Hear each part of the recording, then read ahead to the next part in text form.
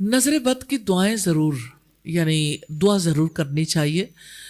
حضرت جبرائیل علیہ السلام نبی صلی اللہ علیہ وسلم کو دم کرنے آئے تھے، پھر نبی صلی اللہ علیہ وسلم حضرت حسن اور حضرت حسین کو دم کرتے تھے، اور آپ نے دم کرتے ہوئے بتایا کہ ابراہیم علیہ السلام بھی حضرت اسحاق، حضرت اسماعیل وغیرہ کو ایسے ہی دم کرتے تھے. اور جیسے کہ ہمیں اسلامی طور پہ اس چیز کا منع بھی کیا گیا ہے کہ اگر آپ کے اوپر اللہ کی نعمتوں کا بہت نزول ہو تو اس کا ذکر نہ کریں.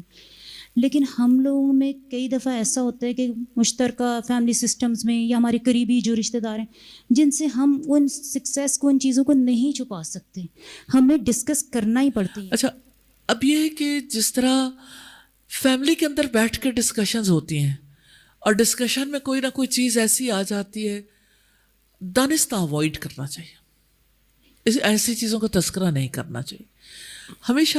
دوسرا یہ کہ کیا اگر دل میں کوئی بات آ جاتی ہے تو کیا وہ نظر بن کے یا حسد بن کے آپ کی لائف کو افیکٹ کرتی ہے؟ کیونکہ کچھ عرصے بعد پھر آپ کو محسوس ہونے لگتا ہے کچھ نعمتوں میں کمی آ رہی ہے، پھر آپ سوچتے ہو میں نے تو اپنے کسی پیارے سے بات کی تھی. تو یہاں پہ میں نے جو اگزامپل دیا ہے نا اس میں فاللہ خیر حافظہ، کہ اللہ بہترین حفاظت کرنے والا ہے. اور انہیں کہیں کہ یہ جو بھی چیز ہے اللہ کی طرف سے، اور ہر چیز نے چلے جانا ہے. کسی رسول اللہ صلی اللہ علیہ وسلم نے فرمایا کہ قیامت کے دن ایک شخص ہوگا حشر کے میدان میں جس کی آنتیں اور جس کا یہ سب کچھ نکل کے اس کے گرد چکر کاٹ رہا ہوگا. تو لوگ اس سے کہیں گے کہ تمہارا کیا حال ہوا، تم کیا ہمیں نیکی کی باتیں نہیں بتاتے تھے؟ تو کہے گا کہ ہاں میں بتاتا تھا لیکن خود اس پر عمل نہیں کرتا تھا. تو جو خود عمل نہیں کرتا اس کو ضرور دیکھ لینا چاہیے. ایک تو یہ بات ہے. دوسری بات یہ ہے کہ مونوٹنس بہت آ جاتی ہے. جب کبھی آپ اپنے علم کو تر و تازہ نہیں کرتے تو تر و تازگی جو ہے وہ ضروری نہیں کہ اور علم حاصل کرنے سے آئے، کیونکہ علم کے بارے میں یہ ہے کہ آپ اس پہ غور و فکر کریں. قرآن کا علم ہے، آپ تلاوت زیادہ اچھی کریں. آپ رسول اللہ صلی اللہ علیہ وسلم کی حیات میں ہم دیکھتے ہیں اللہ سبحانہ تعالیٰ نے تیسری وحی میں یہ رسول اللہ صلی اللہ علیہ وسلم کی ٹریننگ کی تھی. ان لک فی النہار سبحا طویلا، بے شک تمہارے لیے دن میں لمبی چوڑی مصروفیات ہیں. ان ناشیۃ اللیل ہی اشد وطئا واقوم قیلا، بے شک رات کا جاگنا نفس کو کچلنے اور بات کو مضبوط کرنے کے لیے بڑا اہم کردار ادا کرتا ہے. تو رات کو جب انسان نیند توڑ کے اٹھتا ہے اور جس کو قرآن سمجھ آتا ہے، ایک وہ لوگ ہیں نا جن کو یعنی جو الٹریٹ ہیں، ان پڑھ ہیں، قرآن کے معاملے میں نہیں جانتے اللہ کی کتاب میں کیا ہے، اور ایک وہ لوگ ہیں جو اس کو سمجھتے ہیں. تو جو سمجھتا ہے قرآن اس کے دل پہ اثر انداز ہوتا ہے، اترتا ہے. تو جب نیند توڑ کے انسان اٹھتا ہے پھر قرآن پڑھتا ہے تو قرآن دل پہ اثر کرتا ہے، اور اس اثر کی وجہ سے یعنی اگلا دن جو ہے وہ پورا اس کیفیت میں گزرتا ہے. لیکن اگر کوئی انسان محض 1 گھنٹے کے لیے 2 گھنٹے کے لیے کسی چیز کو پڑھا دیتا ہے اور اس کی عام زندگی کا پیٹرن بالکل ڈیفرنٹ ہے، تو اس کی زندگی ایک وقت ایسا آئے گا کہ اس کے اپنے اندر ایسے لگے گا جیسے خالی ڈھول بج رہا ہے. تو اللہ سبحانہ تعالیٰ سے خوف کھانا چاہیے، اور یہ ہے کہ اپنے علم کو تر و تازہ رکھنا چاہیے، اور اپنی بے عملیوں کی طرف بھی دیکھنا چاہیے، اللہ سے توبہ بھی کرنی چاہیے، اور انڈیویجولی صرف اکیلے نہیں کام کرنا چاہیے. کمیونٹی انگیجمنٹ بڑی ضروری ہے، اور ایک اکیلا 2 11. رسول اللہ نے فرمایا ید اللہ علی الجماع، اللہ کا ہاتھ جماعت پر ہے. تو یہ مشترکہ کام ہے اور مشترکہ طور پر انہیں کرنا چاہیے. انشاءاللہ. جزاک اللہ خیر. جی کوشچن ہے یہاں سے. جی وعلیکم السلام. میرا سوال ہے میرے بیٹے کے متعلق. جی جی. He is autistic special needs child and he is 27 years old. تو آج سے 15 سال پہلے میں اللہ سے بہت گلا شکوہ کرتی تھی، سارٹ آف لڑائی کرتی تھی کہ میرے ساتھ کیوں، وائی می. آج آپ نے اسی پہ بات کی جی تو مجھے بہت گلٹی فیلنگ ہو رہی تھی کہ اللہ کی ناشکری تھی، تب مجھے پتہ نہیں تھا شاید. اب تھوڑا شاید صبر تو آ گیا، لیکن ایک بہت لمبی اور بڑی تو شروع سے ایسا تھا بیٹا؟ 3 ایئرس کے بعد. 3 ایئرس کے بعد کمیونیکیشن جی speech and Speech and communication communication problems, aggression, अच्छा। self-hitting, a very difficult trial for us. ज़ाहिर है वो तो अनबिलीवेबल डिफ़िकल्टी है, लेकिन अल्लाह सुब्हानहू व तआला ये फरमाते हैं ला युकल्लिफुल्लाहु नफ्सन इल्ला वुसअहा, अल्लाह किसी जान पर उसकी इस्तिताअत से ज़्यादा बोझ नहीं डालता। तो ये ना टेस्ट केस होता है हमारे लिए। अल्लाह सुब्हानहू व तआला जब किसी को इम्तहान में डालता है तो वो दरअसल उसके दर्जात बुलंद करने के लिए, उसको अपनी तरफ बुलाने के लिए। तो ये इस तरफ नहीं देखना चाहिए कि किसी को अल्लाह ताला ने कैसा जहन दिया, कैसी आंखें, कैसे। नेचुरली एक माँ के लिए बहुत ये मुश्किल बात है, एक बाप के लिए बहुत मुश्किल है, लेकिन अल्लाह ताला के फ़ैसलों पर राज़ी रहने वाले के लिए अपनी ज़िंदगी भी आसान होती है और अजर कमाने के मौक़े भी हो जाते हैं।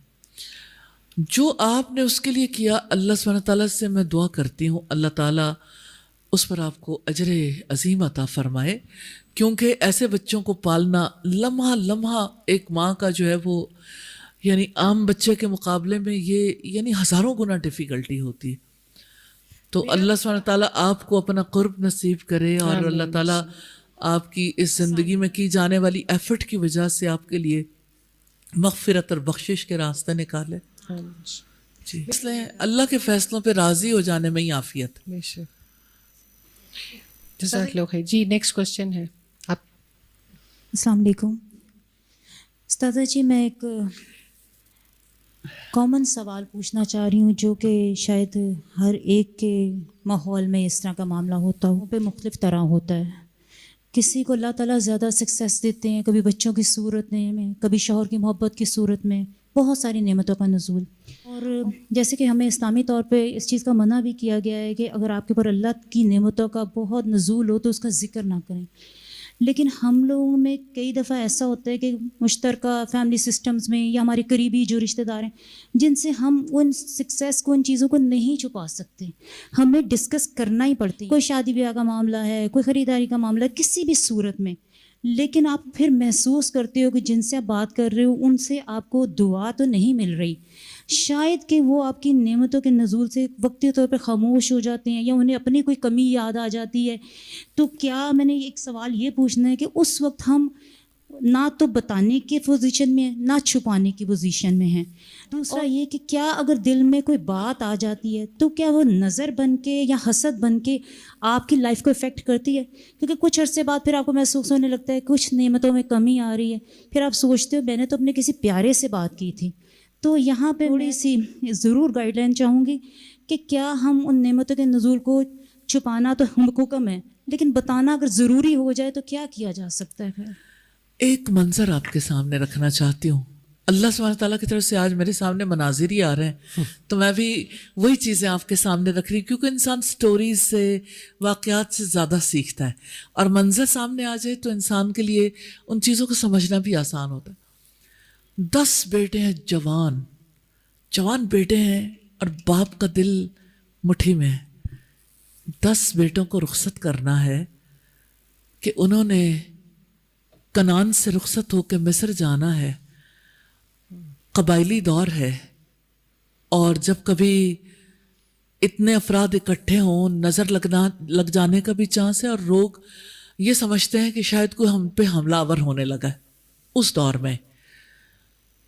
तो याकूब अलैहिस्सलाम कहते हैं मेरे बेटो, यानी दुनिया में दौलत की जितनी भी सूरतें हैं ना इंसान के पास, एक मॉनेटरी टर्म्स में इंसान कहता है किसी के पास डॉलर्स है या रुपी है या गोल्ड है या आपके पास प्लॉट्स हैं या बिजनेस ज़्यादा है या कुछ भी, इन सबसे ज़्यादा जो चीज़ इंसान के लिए कीमती है ना वो औलाद होती है। औलाद माल से ज़्यादा कीमती है, और औलाद से ज़्यादा कीमती अल्लाह सुब्हानहू व तआला से कनेक्शन है। खैर, तो यूसुफ अलैहिस्सलाम के वालिद ने पहले यूसुफ अलैहिस्सलाम को खोया था, और अब 10 भाई जा रहे थे। तो उन्होंने कहा बेटा एक दरवाजे से दाखिल ना होना, अलग अलग दरवाज़ों से। आपको पता है पहले सिटीज़ के डोर ऐसे बड़े बड़े गेट्स होते थे जिससे लोग जाते थे, लेकिन उस मौके पर याकूब अलैहिस्सलाम ने क्या किया, جب کہا تو ساتھ ہی انہیں خیال آیا کہ ٹھیک ہے میں اپنی تدبیر اختیار کر رہا ہوں لیکن فاللہ خیر حافظہ، اللہ بہترین حفاظت کرنے والا. تو اللہ سبحانہ تعالیٰ کی تو اپنی تقدیر تھی. اللہ کی تقدیر کے مطابق کیا ہوا کہ وہ جو یعنی بیٹے گئے اور پھر کس طرح سے بادشاہ کا پیالہ کھویا اور بنیامین کو وہ وہیں چھوڑ کے آ گئے.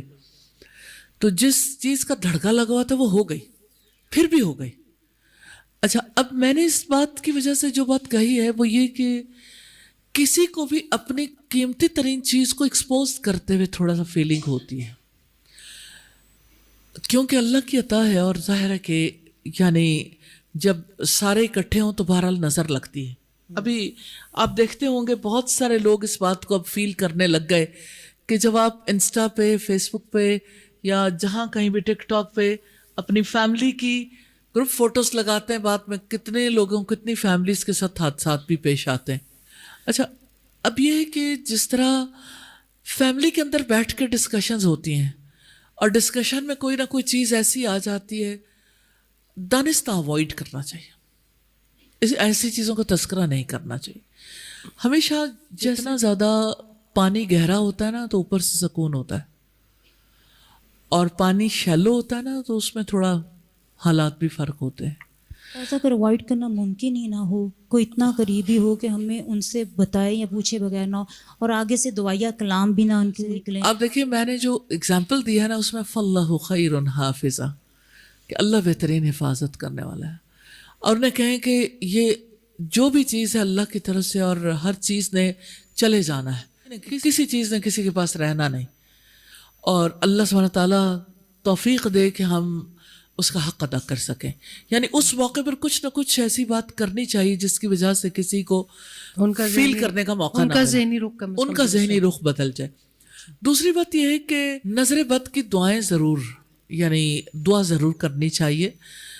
حضرت جبرائیل علیہ السلام نبی صلی اللہ علیہ وسلم کو دم کرنے آئے تھے، پھر نبی صلی اللہ علیہ وسلم حضرت حسن اور حضرت حسین کو دم کرتے تھے، اور آپ نے دم کرتے ہوئے بتایا کہ ابراہیم علیہ السلام بھی حضرت اسحاق، حضرت اسماعیل وغیرہ کو ایسے ہی دم کرتے تھے. اسی طرح سے یعنی وہ دعائیں بھی پڑھنی چاہیے. لیکن یہ ہے کہ بہرحال مال سے بھی، جائیداد سے، بچوں سے، گھر سے، ان چیزوں سے جیلسی ڈیولپ ہو سکتی ہے. اس لیے اس کا ایک طریقہ یہ ہے کہ اپنے یعنی جب کبھی کسی کے سامنے بات کھلنی ہو تحائف کا لین دین زیادہ کر دیں، کوئی نہ کوئی ایسی چیز رکھیں، پھر اللہ کی طرف سے دعائیں بھی، باقی معاملات بھی. اللہ سبحانہ تعالیٰ رحمتیں کرنے والے ہیں. جزاک اللہ خیرن استاذ جی. جزاک اللہ. فاللہ خیر حافظہ. آمین. مائک ذرا قریب کر لیں جی. کہ ہم لوگ نے جب بچوں کی تربیت کا وقت آیا انہیں نماز اور اس طرف نہیں مطلب توجہ دی، اور اب اس بات کا احساس ہوتا ہے اور بچے اب سنی انسنی کرتے ہیں، تو اس کے لیے اب ہمیں کیا کرنا چاہیے؟ استغفار، اللہ سے توبہ کرنی چاہیے، اور بچوں کی ہدایت کے لیے سجدے میں دعا. سجدہ کریں نا جس وقت، رسول اللہ نے سکھایا کہ آپ اللہم اہدیہا، جیسے بیٹی ہے یا اللہ اس کو ہدایت دے، یا آپ نام لے لیں، بیٹا ہے اس کا نام اللہم اہدی اور آگے نام لے لیں. تو سجدوں میں ہدایت کی دعا کریں، اٹھتے بیٹھتے چھوڑے نہیں، یقین کے ساتھ دعا کریں. اور ان کے لیے دنیا کی ہدایت تو مانگیں، ان کے لیے ان کی آخرت کی بہتری کے لیے ضرور دعا کریں.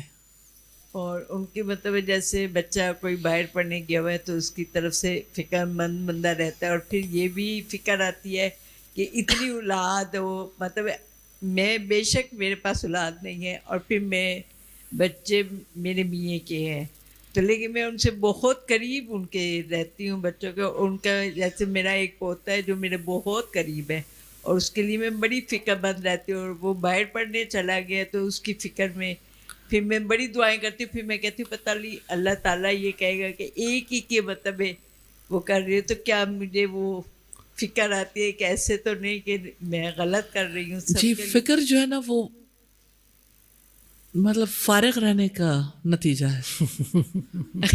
جب انسان کے پاس کرنے کو کچھ نہ ہوتا انسان فکر کرتا رہتا ہے. یہ اللہ پر توکل. بہت گہری بات. بچہ ہو گیا ہے نا تو پھر وہ ہوتا ہے کہ اس کی وہاں حفاظت اللہ تعالیٰ نے ہی کرنی ہے، تو پھر آپ کیوں فکر کر رہی ہیں؟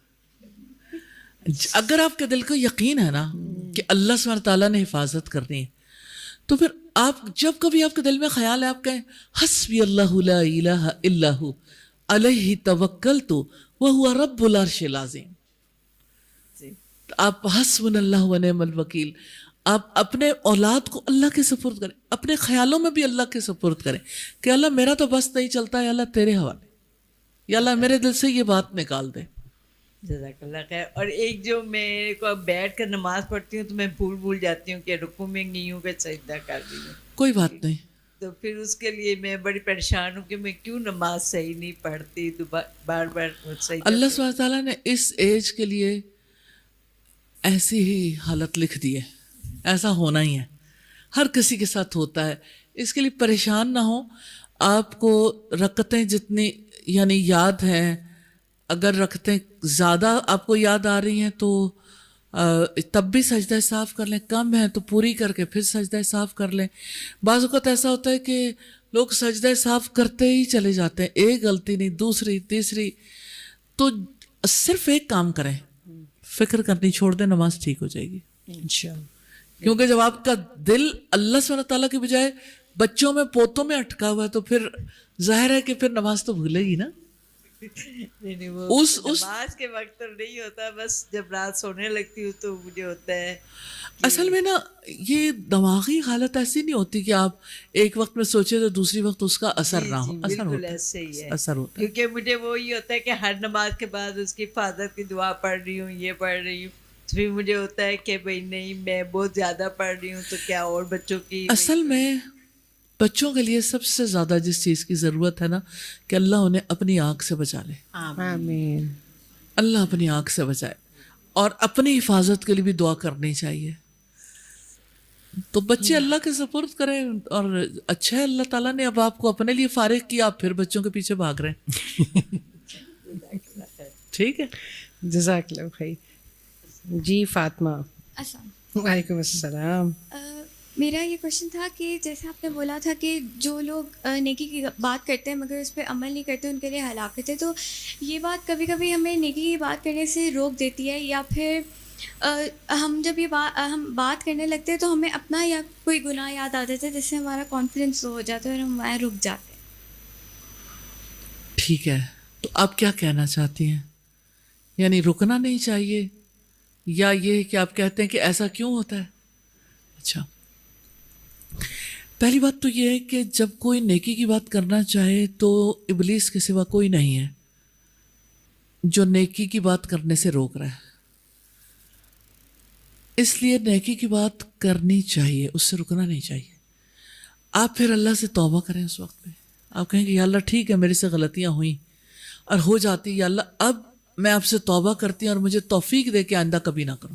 ایوری ٹائم آپ استغفار کرنا شروع کریں, آپ کے ذہن میں خیال آنا ختم ہو جائے گا, کیونکہ استغفار سے انسان کے گناہ مٹ جاتے ہیں اور ابلیس کو اچھا نہیں لگتا انسان استغفار کرے. تو زیادہ استغفار کیا کریں تو انشاءاللہ یہ حملے نہیں ہوں گے. Thank you. جی جزاک اللہ خیر. استاد یہ جو ابھی آپ بات کر رہی تھی کہ فراغت انسان کے لیے بہت بڑی ہلاکت ہے, لیکن یہ بات سمجھ آنے میں بہت وقت لگ جاتا ہے, اور خواتین کو تو بہت ہی وقت لگ جاتا ہے. انہوں نے اپنے آپ کو ایسی جگہ پہ پھنسایا ہوتا ہے کہ جہاں ان کے ہونے یا نہ ہونے سے بہت زیادہ فرق نہیں آ رہا ہوتا. میں چاہتی ہوں کہ آپ اپنے منٹس کو بھی کیلکولیٹ کرتی ہیں, گھنٹوں کو بھی کیلکولیٹ کرتی ہیں, دن کو بھی کیلکولیٹ کرتی ہیں. اللہ تعالیٰ نے یہ کمال آپ کو دیا ہوا ہے. کیوں ہم ایک ہی زندگی ہے, ایک ہی طرح کی زندگی, ایک ہی طرح کی سوچیں ہیں, لیکن پھر ایک ایسی ایج آتی ہے کہ سب لیفٹ آؤٹ فیل کرتے ہیں, اور خواتین زیادہ لیفٹ آؤٹ فیل کرتی ہیں کیونکہ بچے جوان ہو جاتے ہیں, اپنی زندگی میں مصروف ہو جاتے ہیں, پھر ان کو اپنے ہونے کا مقصد اس وقت سمجھ نہیں آتا. تو یہ کس ایج میں مقصد سمجھ آ جائے تو زیادہ بہتر ہے, تاکہ وہ فراغت جو ہے وہ ہلاکت کی طرف نہ لے کے جائے. پہلی بات تو یہ ہے کہ فراغت کسی کی زندگی میں آئے تو اس بارے میں 2 باتیں رسول اللہ صلی اللہ علیہ وسلم کی آپ کے سامنے رکھنا چاہتی ہوں. ایک تو آپ صلی اللہ علیہ وسلم نے فرمایا 5 چیزوں کو 5 سے پہلے غنیمت جانو, یعنی 5 چیزیں ہیں جن کے پیچھے 5 اور لگی ہوئی ہیں, جس میں آپ نے فرمایا اپنی जवानी को बुढ़ापे से पहले, कि जवानी ने चले जाना है, इससे पहले कि जवानी चली जाए और आप बूढ़े हो जाएं और आप बहुत से काम करने के काबिल ना रहें, अपनी जवानी से फ़ायदा उठा लें। दूसरी बात आप ससम ने फरमाई कि अपनी सेहत को बीमारी से पहले और अपनी फुर्सत को मशगूलियत से पहले और अपनी मालदारी को फ़कीरी से पहले और अपनी ज़िंदगी को मौत से पहले। तो ये जो इसमें से फरागत है ना, फरागत अल्लाह की ब्लेसिंग है, लेकिन प्रॉब्लम ये है कि फरागत को कैसे इस्तेमाल करें ये बस समझ नहीं आती। जब लोग फारिग होते हैं ना, उन्हें लेयर टाइम स्पेंड करना नहीं आता। वो लेयर टाइम में फिर अपनी देखते हैं कि अच्छा इसकी क्या क्या ऑप्शंस हो सकती हैं। तो जो ज़िंदगी भर लर्न किया होता है, सब लोग चाहते हैं कि फिर वही काम करें। अब ज़िंदगी भर लर्न तो ये किया, रिश्तों के बीच में रहे, एक दूसरे के साथ ताल्लुक़ बनाने के लिए काम किया, तो फिर आखिर में भी वही काम रह जाते हैं। और जबकि जिन लोगों पे माँ बाप बचपन में मेहनत करते हैं ना, उस वक्त मेहनत करने की ज़रूरत होती है, बच्चे को भी ज़रूरत होती है, और फिर जिस वक्त वो बड़ा होता है उसकी तालीम के लिए भागदौड़ होती है। एक स्टेज ऐसी आती है कि जहाँ बच्चे यंग हो जाते हैं, उन्हें माँ बाप की केयर की उस तरह ज़रूरत नहीं रह जाती, लेकिन माँ बाप चाहते हैं उनको बच्चे की तरह रखें। और वो जो यंग हो चुका वो कहता है कि अब मेरी केयर छोड़ें, अब आप अपनी केयर कर लें। हालांकि बच्चों को केयर करनी चाहिए रिस्पॉन्स में कि अब अगर आपकी केयर का टाइम खत्म हुआ तो आप वापसी केयर शुरू कर दें। तो माँ बाप जो है ना, वो उसी केयर में जीना चाहते हैं, इसलिए और कुछ नहीं ना तो वो फिक्र करते रहते हैं। वो कहते हैं ना कि बेकार ना बाश, कुछ तो किया कर, कुछ नहीं तो कपड़े ही उधेड़ के सिया कर। तो ये रिश्तों को उधेड़ उधेड़ के फिर दोबारा जोड़ जोड़ के दिल में ही ऐसी बातें करते रहते हैं। अल्लाह सुब्हानहू व तआला ने कुरान मजीद में फरमाया, फ़इज़ा फ़रग़्त फ़नसब व इला रब्बिका फ़रग़ब। जब आप फारिग हो जाओ, यानी आप फ़इज़ा फ़रग़्त, कि अल्लाह ने फ़रागत की नेमत दी है, लेयर टाइम है, अब आपने क्या करना है, व इला रब्बिका फ़रग़ब, अपने रब की तरफ रग़बत करो। अपने रब की तरफ रग़बत करने का तरीका इबादत है कि आप इबादत की मुशक्क़त में लग जाओ, आप अल्लाह की तरफ जाने के रास्ते तलाश करो।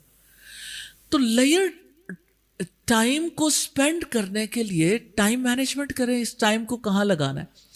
अनफॉर्चुनेटली हमारी सोसाइटी में कम्युनिटी इंगेजमेंट के बहुत सारे तरीक़ाकार जो है ना, वो जो इस्लामिक पॉइंट ऑफ व्यू से हम रसूलुल्लाह को देखते हैं या बाद में आने वालों को देखते हैं, जैसे बुज़ुर्गों के लिए भी काम, और फिर बुज़ुर्गों के लिए इसी तरह से मिडिल एज के लोगों के लिए जो फरागत हो, या यंग लोगों के लिए जो फुर्सत का वक्त है वो किस तरह स्पेंड करें, उसके लिए उस तरह से यानी डील नहीं किया गया, जिसकी वजह से लोगों को पता नहीं कि अब अगर फुर्सत है तो उसको कहाँ यूज़ करें। अब देखें, कभी कभी ऐसा होता है कि जैसे किसी की बेटी की शादी हुई, अच्छा 26 साल की हुई, बच्ची बेवा हो गई, या यानी कोई भी ऐसा सिलसिला हुआ, अब वो यानी यंग बच्ची है, शादी भी नहीं हुई, अब उससे कहा कि भाई बहुत मोहब्बत करते हैं, भाई संभालेंगे।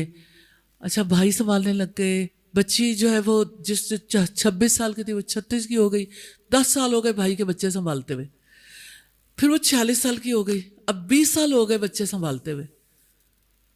उस गरीब को जो है वो ना उसकी अपनी दुनिया बनी ना उसकी आखिरत बनी। भाई के बच्चे संभालने में नेकी है, लेकिन आप ये देखिए कि हमारी सोसाइटी के भाई कितने खुदगर्ज हैं कि वो अपनी बहनों का रिश्ते तक नहीं करने देते। कि अब जो है वो हमारा एक बच्चा पैदा हुआ, अब उसको जो है वो मेरी बहन संभालेगी। कितनी फैमिलियाँ ऐसी हैं।